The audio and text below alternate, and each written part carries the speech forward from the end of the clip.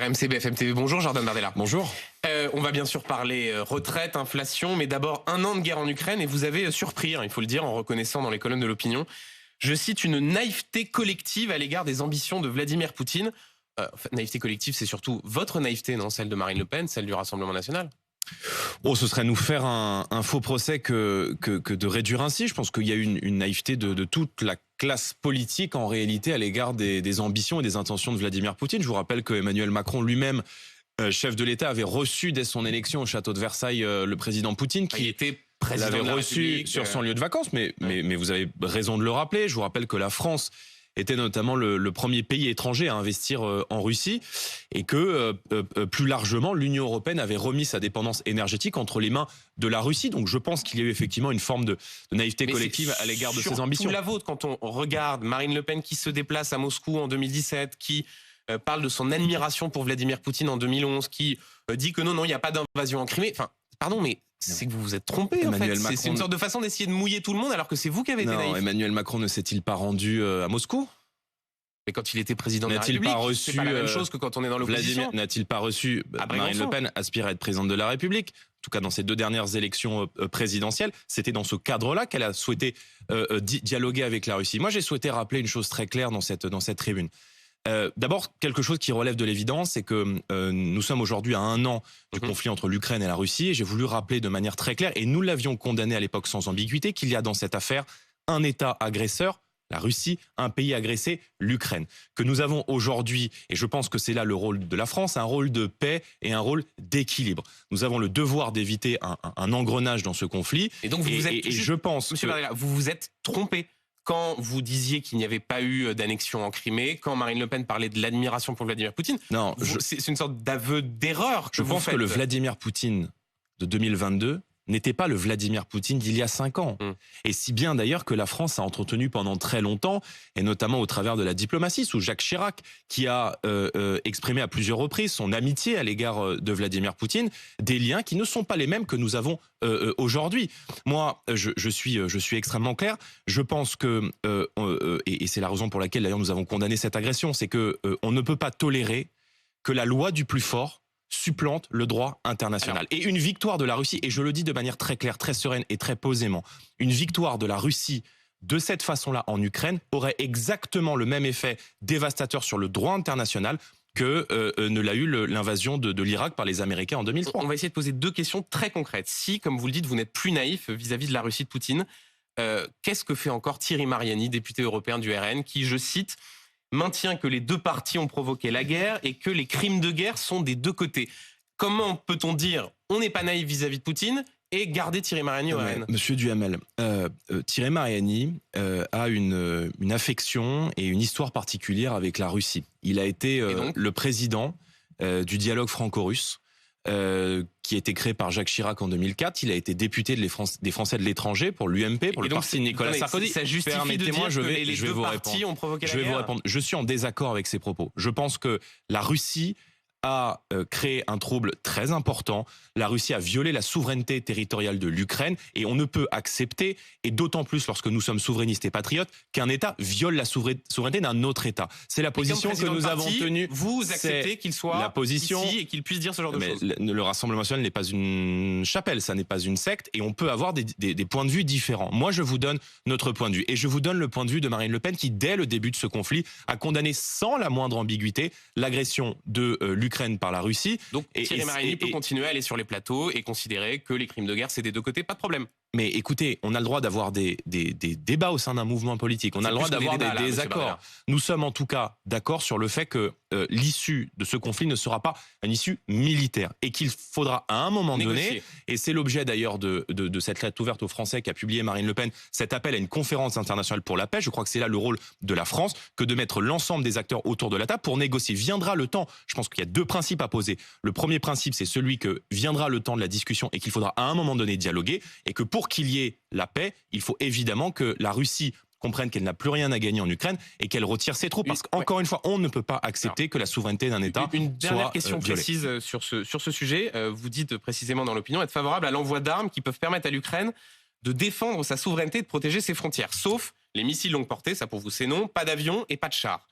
Donc les canons César, les Ukrainiens disent que c'est très utile. On est d'accord, c'est bon, les canons César. Les canons César, on est à la limite, mais comprenez bien. Non, mais juste très précis. Oui, mais je vais être très précis, mais laissez-moi finir ma phrase. On peut les envoyer. Laissez-moi finir ma phrase. D'abord, les canons César, c'était de la com. C'est des canons César qui avaient été vendus au Danemark, que le Danemark a accepté de céder à l'Ukraine. Donc ne mélangeons pas tout. Je pense que les canons César, c'est un point très particulier. Je vous dis une chose. Je pense que la France, et c'est la position que nous avons tenue durant toute la campagne présidentielle, doit aider matériellement l'Ukraine, avec du matériel défensif. Le matériel défensif, c'est quoi?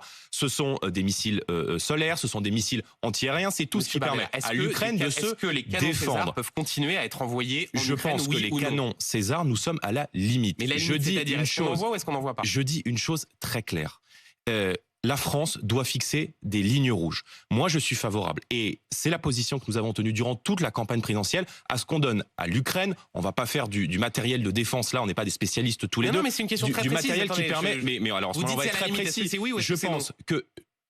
Est-ce que c'est oui, est-ce que c'est non? Non, je pense que les canons César, on est à la limite. On est à la limite. De la même manière que les missiles longue portée, qui pourraient faire prendre le risque d'atteindre des villes russes comme Rostov ou comme Sébastopol, c'est-à-dire des villes de 400 000, d'1 million d'habitants, entraînerait l'Europe tout entière dans un engrenage que je crois une très grande majorité des Français et des Européens ne souhaitent pas. Lorsque le président de la République met une ligne rouge sur les avions de combat, je pense qu'il a raison de mettre cette ligne rouge. Et je pense que le rôle de la France, encore une fois, c'est un rôle de paix et d'équilibre. Un rôle de paix dans les négociations et un rôle d'équilibre, de fixer des lignes rouges dans le matériel de défense qui est donné à l'Ukraine. Avant de passer aux retraites, un tout dernier mot. On comprend que Marine Le Pen n'a pas l'air d'être totalement ravie que vous ayez dénoncé cette naïveté collective, que vous parliez d'international. Il y a deux lignes au RN ou vous êtes totalement aligné? Il y a pas Elle pense la même chose que vous? Oui, Marine Le Pen a dit à plusieurs reprises, encore une fois, je veux dire, on peut ne pas exprimer des choses de la même façon, avec les mêmes mots. À la même sensibilité.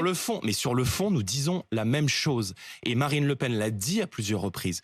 Poutine d'aujourd'hui n'est pas Poutine d'il y a 5 ans. Maintenant, oui, je pense qu'il y a eu dans la classe politique française, qu'il y a eu peut-être dans notre camp aussi une forme de naïveté à l'égard des intentions. Aussi. Mais aussi, bien sûr, moi je suis pas obtus, à l'égard des intentions et des ambitions de Vladimir Poutine. Et je vous rappelle, puisqu'on est un an du conflit, que le président ukrainien, une semaine avant le début de l'invasion russe en Ukraine, ne croyait pas à la capacité de Vladimir Poutine d'envahir la Russie. Donc maintenant, il faut se prémunir du risque d'engrenage. Il faut que la France porte cette conférence internationale pour la paix et que la Russie comprenne qu'elle doit maintenant retirer ses troupes et qu'elle n'a plus rien à gagner en Ukraine. Et je pense que c'est dans l'intérêt de la stabilité du monde. On vous a entendu. Sur la réforme des retraites, elle arrive au Sénat donc demain en commission. Le gouvernement s'est dit, notamment hier par la voix d'Olivier Dussopt, prêt à des améliorations, des modifications. Est-ce que vous attendez quelque chose de ce passage au Sénat? Rappelons que vous n'avez pas de sénateur à Rassemblement National, donc au moins ça facilite les choses. Je pense que d'abord ce texte est devenu un bazar indescriptible. Il n'y a plus un seul Français qui nous écoute ce matin qui comprend ce qui va l'attendre dans les prochaines années avec ce texte de loi. Le gouvernement d'abord a menti. Il a menti sur les 1 200 € de retraite garantie à l'ensemble des personnes qui arrivaient à la retraite. On s'est aperçu que c'était 1 200 € pour les carrières complètes. Donc ils ont menti, pardonnez-moi. Le 15 janvier, Olivier Dussopt nous parlait de 400 000 bénéficiaires. Un mois plus tard, le 15 février, on est à 200 000. Aujourd'hui, on est à peine autour de 10 000, d'après les chiffres qui ont été rapportés par la direction de la Sécurité sociale à un député du Parti socialiste. Deuxièmement, on nous a dit on n'ira pas au-delà de 44 annuités. On s'est aperçu que c'était faux. Et que, des 43 annuités, pardonnez-moi. Et que, en réalité, il y a toute une tranche d'âge qui vont encore être concernés par ces 44 annuités. Moi, j'en veux beaucoup à la NUPES d'avoir confisqué le débat. Parce que la NUPES... vous espérez qu'au Sénat, ça se passe mieux, à minima? Mais c'est l'heure de vérité pour LR. En réalité, on a vu dans ce texte de loi qui va être très douloureux pour les Français et qu'une très large majorité du pays rejette. Et ils ont raison de la rejeter. Les LR ont fait le choix non pas de se vendre, mais de s'offrir, de se donner à Emmanuel Macron. Or, je pense que beaucoup d'électeurs de LR notamment, ne souhaitent pas cette réforme des retraites. Donc, sauf que là, le Sénat LR s'apprête à soutenir le gouvernement. Mais c'est un moment de vérité. Voilà. Et moi, quand j'entends aujourd'hui tous les LR nous parler de courage sur ce texte de loi, mais est-ce que le courage, c'est de demander à une caissière, à un boulanger ou à un électricien de travailler jusqu'à 64 ans? Et les Français qui nous écoutent ce matin, et ils l'ont bien compris, doivent bien retenir que cette réforme, c'est la baisse des pensions. Parce que en décalant l'âge de départ à la retraite, et c'est la raison pour laquelle j'en veux beaucoup à la NUPES d'avoir empêché le débat sur le fond de la réforme, beaucoup de Français vont devoir partir avec une décote. Il y a 6% des Français qui partaient avec une décote il y a 10 ans. Il y en a 13% aujourd'hui aujourd'hui. Et ce chiffre va évidemment augmenter parce qu'il y a beaucoup de gens qui nous écoutent ce matin, qui font des métiers difficiles, qui font des métiers de force, qui ont le corps usé et qui ne pourront pas aller jusqu'à 64 ans. Quant au bénéfice économique de la réforme, tout le monde a bien compris qu'il n'y aura évidemment pas le bénéfice escompté et qu'on est là dans la gestion d'une pénurie que le gouvernement a lui-même organisée. Un point très précis qui sera abordé au Sénat parce que les sénateurs, les Républicains veulent aller plus vite, la question des régimes spéciaux. Bruno Retailleau dit notamment qu'il faut aller plus vite que ce qu'on appelle la clause du grand-père, c'est-à-dire le fait que seuls les nouveaux entrants à la RATP ou dans d'autres régimes spéciaux seraient concernés par la réforme.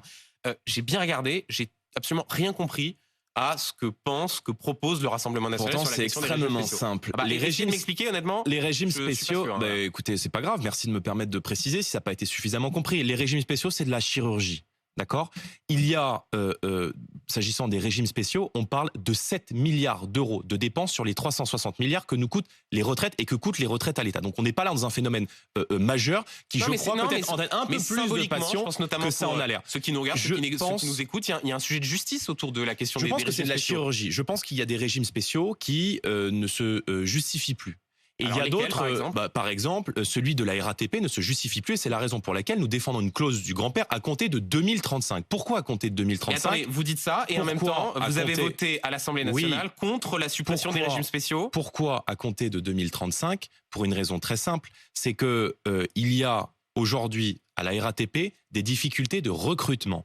Et là où j'en veux encore une fois au gouvernement, c'est de considérer ces régimes spéciaux, de les mettre tous dans le même sac et de les considérer avec brutalité. Il y a aujourd'hui une grande partie des offres d'emploi à la RATP. Je crois que sur les 1300 ou 1400 offres d'emploi l'an dernier à la RATP, il n'y en a eu que 900 qui ont été pourvues. On sait qu'il y a 20% du réseau d'Île-de-France Mobilité qui subit les impérities, il faut le garder parce je dis que pour l'instant, on ne peut pas retirer les seuls avantages qu'offre une profession alors même que on a déjà du mal à recruter dans ce secteur. En revanche, effectivement, à terme, il faudra remettre de la justice dans ce système et c'est la raison pour laquelle on a défendu la suppression des régimes spéciaux à l'Assemblée nationale. On a défendu, pas sur celui-ci, Laure Lavalette, qui est députée du Rassemblement national, a déposé un amendement pour celui-ci. Le régime de la Banque de France, par exemple, c'est un régime qui ne se justifie plus. En revanche, vous avez des régimes comme le clerc de notaire, qui sont des régimes qui sont très largement excédentaires et qui s'autogèrent parfaitement. Il y a d'autres secteurs, comme ceux de l'industrie gazière, par exemple, où aujourd'hui, on voit qu'on a énormément de mal à recruter dans ce secteur, dans le secteur. Quand on a du mal à recruter, on doit donner des dérogations en permettant aux gens de partir beaucoup plus tôt. Exactement. C'est logique. Je dis que c'est juste. Je ne suis pas un idéologue, je suis très pragmatique. Et quand on a des professions aujourd'hui où on a du mal à recruter, à les supprimer les quelques avantages qu'offrent ces professions, ces régimes spécifiques, eh bien, je pense que c'est une erreur et que c'est un non-sens. Sur les policiers, par exemple. On sait que c'est pas un régime spécial. C'est pas un régime spécial, mais c'est un fonctionnaire d'active. D'accord. C'est un régime spécifique parce qu'on sait qu'un policier part aujourd'hui, grosso modo, avant les 60 ans. On fait le choix de faire cotiser plus longtemps des policiers, alors qu'on sait que c'est une profession dans laquelle on a énormément de mal à recruter. Donc, encore une fois, c'est pas un phénomène économique majeur dans la retraite. On a effectivement dans ce débat sur les retraites un problème de recettes. Et on a un problème de recettes. Pourquoi ? Parce qu'on a de moins en moins de cotisants. Donc les leviers les plus essentiels, c'est l'emploi, c'est de faire le patriotisme économique, c'est d'engager la réindustrialisation et c'est de soutenir une politique nataliste. Si on poursuit les courbes de la natalité, en 2035, à partir de 2035, il y aura dans notre société beaucoup plus de décès que de naissances. Alors que la France n'a jamais été aussi peuplée, on n'a jamais fait aussi peu d'enfants. Donc je pense qu'il faut libérer les taux financiers sur les familles. Et en ce sens, je pense que les erreurs qu'a faites François Hollande en 2014, notamment d'abaisser le quotient familial ou de réformer l'université des allocations familiales, a été une erreur très importante sur laquelle nous reviendrons au pouvoir. Le prochain rendez-vous que fixe l'intersyndicale, c'est le 7 mars, France à l'arrêt, et vous vous êtes dit opposé au blocage. Donc en fait, vous êtes quoi ? C'est l'allié objectif du gouvernement ? Il n'y a pas de blocage. Non, je n'ai pas ma carte à la France Insoumise, ne confondez pas les deux. Encore une fois, je soutiens les mobilisations populaires. Nous soutenons les manifestations. Il y a beaucoup de nos électeurs, nos adhérents, nos militants, nos élus qui ont participé à ces cortèges. Oui, sauf que là, vous dites, le 7 mars, je ne veux pas qu'il y ait de blocage. Sur le blocage. D'abord, s'il y a des blocages, ce sera de la responsabilité du gouvernement. Permettez-moi de le rappeler, parce que c'est le gouvernement qui est aujourd'hui en train d'imposer au peuple français de gouverner contre le peuple français qui, à près de 78%, rejette ce texte de loi. Donc s'il y a des blocages, d'abord, c'est de la responsabilité du gouvernement. Vous ne les soutenez pas, ces blocages, Deuxièmement, j'ai des réserves sur les blocages, parce que je pense que les blocages, ça pénalise les Français les plus modestes. Et que les Français les plus modestes auraient à cet effet la double peine, c'est-à-dire et la retraite à 64 ans, et les blocages, et ça va pénaliser les infirmières libérales qui ont besoin de leur véhicule pour travailler. Ça va pénaliser les Français qui doivent emmener leurs enfants à l'école et qui ont besoin de leur voiture pour aller travailler. Ça va pénaliser les policiers, les pompiers. Donc je dis une chose très simple, la solution à tous les blocages, c'est le référendum. Quand on a un texte de loi... Il y a eu une motion référendaire, ça a été rejeté. Ce que dit la NUPES, c'est ce que dit l'intersyndicale de loi, eh bien le président de la République doit maintenant entendre cela. Les Français sont contre ça. Ce que dit la NUPES et ce que dit l'intersyndicale, c'est en l'état, si on ne va pas plus loin, si on ne monte pas en puissance, le texte passera. Donc en fait, vous êtes fataliste, le texte va passer s'il ne faut pas de blocage. Non, il y aura un vote à l'Assemblée nationale. Il y aura un vote au Parlement. Il y a un vote au Parlement et de toute façon, le gouvernement a le texte n'a pas encore été voté. Je vous rappelle que le gouvernement, et c'est là où encore une fois la NUPES a facilité le travail du gouvernement en faisant de l'obstruction parlementaire, en empêchant pas beaucoup entendu, tout débat, en empêchant parce que vous nous avez pas écouté. Et c'est vrai que quand on hurle, quand on aboie, quand on traite des ministres d'assassins, quand on joue au foot avec la tête d'un ministre et qu'on se met en photo sur les réseaux sociaux comme le font les députés de la NUPES, ça c'est sûr qu'on nous entend et ça c'est sûr que ça fait du bruit. Mais ce bruit-là, il sert le gouvernement. Et je peux vous dire que Emmanuel Macron, il est très content du spectacle qui a été offert par la NUPES. Parce que, 1, ça a empêché le débat sur le fond. 2, ça a empêché le vote de l'article 7 qui prévoit le décalage de la retraite à 64 ans. Alors même, et j'en viens à mon argument, que le gouvernement subissait revers sur revers, et notamment le rejet de l'index senior et de l'article 2. Donc, juste une parenthèse. Rien n'est fait. Et je dis aux Français... Ce texte de loi n'est pas une fatalité. N'ayez pas peur. Nous allons nous battre encore une fois au Parlement. Les Français qui souhaitent manifester pacifiquement doivent continuer à le faire. Et encore une fois, je pense que s'il y a des blocages, c'est de la responsabilité du gouvernement et que la solution, c'est le référendum. Une parenthèse rapidement. Olivier Dussopt qui dit dans les colonnes du Monde que Marine Le Pen a sans doute été plus républicaine que la France insoumise dans la séquence à l'Assemblée. Vous êtes content de ce quitus qu'il vous donne là de républicanisme ou de... Il est en tout cas un peu plus objectif que vous. Il est en tout cas un peu plus objectif que vous, parce que tous les sondages qui ont été faits, encore une fois, les sondages, ça permet c'est pas une science exacte, mais ça permet de mesurer l'opinion. Les Français disent quoi? Ils disent que dans le sondage IFOP, dans le sondage qui est sorti dans le JDD la semaine dernière, que Marine Le Pen et les députés du Rassemblement national ont été l'opposition la plus sérieuse et la plus crédible à ce texte de loi à l'Assemblée nationale. Et oui, nous considérons que les gens qui siègent sur les bancs de la majorité présidentielle ne sont pas des ennemis, mais que ce sont des adversaires politiques. Et le comportement... Vous vous sentez plus proche d'Olivier Dussopt que de la France Insoumise? Non, absolument pas. Je pense que nous avons d'un côté une violence sociale qui est exprimée par le gouvernement contre les Français, et de l'autre, une violence démocratique qui est exprimée par la NUPES et qu'ils expriment en toutes circonstances. Et je dis que entre ces deux violences-là, nous incarnons la voie du sérieux, la voie de la raison, et je dis aux Français que si nous arrivons à la tête de l'État en 2027, nous garantirons une retraite à 60 ans et 40 annuités pour ceux qui ont commencé à travailler entre 17 et 20 ans parce qu'ils ont les métiers les plus difficiles, et que faire peser une réforme des retraites sur les gens qui ont les métiers les plus durs dans notre société, c'est d'une brutalité absolument inouïe. Un mot sur l'inflation, Jordan Bardella. Notamment, ça continue de progresser beaucoup dans l'alimentaire. Emmanuel Macron, ce samedi, a appelé les distributeurs à réduire leurs marges. Il a raison de mettre la pression de cette façon-là sur les distributeurs? Mais il parle, mais quelles mesures ont été prises? Rien. Je veux dire, monsieur le maire, le ministre de l'économie, a enterré le panier alimentation d'Olivier Grégoire. Il y a encore on a devant nous un mars qui va être un mars rouge. Voilà, un mois de mars qui va être rouge, vous ne croyez très pas difficile. On sait que l'inflation va augmenter au mois de mars pour une raison très simple, c'est que les négociations commerciales entre la grande distribution et les fournisseurs se terminent le 28 février et qu'il y aura à partir du mois de mars et sur les mois qui viennent une inflation très importante. Le mur de l'inflation, il arrive. Et c'est de la responsabilité du gouvernement que de ne pas laisser des millions et des millions de gens dans l'angoisse et dans l'inquiétude. 3 grandes mesures. La première, la baisse de la TVA de 20% à 5,5% sur le carburant, l'énergie. Parce que l'énergie et le carburant, se chauffer ou se déplacer, c'est un bien de première nécessité. Et que quand il y a un carburant à 2 € et qu'il y a 60% de taxes sur l'essence, on peut agir immédiatement pour rendre aux Français les fruits de leur travail. Deuxièmement, prendre un panier de 100 produits de première nécessité, le riz, les pâtes, les couches pour les enfants, les produits énergétiques, et les sortir totalement de TVA. L'Espagne l'a fait il y a quelques semaines et ça permet concrètement immédiatement, tout de suite, de rendre du pouvoir d'achat aux Français. Et troisièmement, il faut augmenter les salaires. Parce que tout augmente dans notre société, sauf les salaires. Moi, je discute avec beaucoup de chefs d'entreprise qui nous disent on aimerait augmenter les salaires dans notre entreprise. On aimerait faire un geste pour accompagner nos salariés dans cette période difficile, mais ça n'est pas possible. Et c'est la raison pour laquelle Marine Le Pen a défendu avec l'ensemble de nos députés à l'Assemblée une mesure qui est une mesure gagnant-gagnant qu'on passe avec les chefs d'entreprise. Vous augmentez de 10% les salaires de tous vos salariés. Ces 10% sont exonérés de charges. Et ça, c'est une mesure concrète pour accompagner les Français et pour leur redonner un peu d'oxygène. Un tout dernier mot, Jordan Bardella, sur l'affaire Palmade, une décision sera rendue tout à l'heure sur l'éventuel placement en détention provisoire de l'humoriste. Vous qui ne cessez de dénoncer une justice laxiste, est-ce que vous considérez que la place de Pierre Palmade est en prison si bien sûr son état de santé le permet? Non mais moi d'abord je ne me mets pas à la place de la justice et de la procédure de justice. Ce drame a ému et a choqué tout le monde et moi je n'ai aucune tolérance pour des gens qui prennent le volant après avoir consommé de la drogue ou après avoir consommé des produits stupéfiants. Une sévérité de la justice en l'espèce. Je pense que c'est la moindre des choses. Merci Jordan Bardella. Merci à vous. 8h53, RMC, BFM TV.